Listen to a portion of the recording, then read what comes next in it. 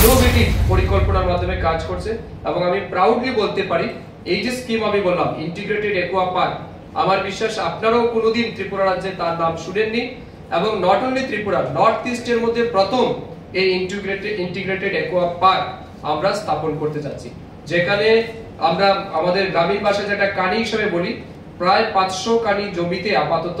এই integrated aqua park আমরা চালু করছি। আগামী দিনে আপনারা দেখবেন এই বড় জলাশয়ের মাধ্যমে মাছের উৎপাদন যেমন বৃদ্ধি পাবে, স্থানীয় মানুষের কর্মসংস্থান হবে এবং আমাদের রাজ্যের যে ঘাটতি আছে সেটাও পূরণ হবে। এই তিনটা অ্যাচিভমেন্ট আমাদের আগামী দিনে হতে যাচ্ছে। তার জন্য আমি পুনর্বার সেন্ট্রাল গভর্নমেন্টের সমস্ত আধিকারিক এবং আমাদের অবশ্যই প্রধানমন্ত্রী, কেন্দ্রীয় মৎস্যমন্ত্রী এবং আমাদের রাজ্যের মাননীয় মুখ্যমন্ত্রীকে আমি ধন্যবাদ এবং কৃতজ্ঞতা জানাই এবং আপনাদের মাধ্যমে ঊনকোটি জেলাবাসীকে আমার অভিনন্দন জানাচ্ছি যে আপনাদের জন্য প্রথমবার এই বড় মাপের একটা স্কিম আমরা চালু করতে পারছি ফিশারি ডিপার্টমেন্ট।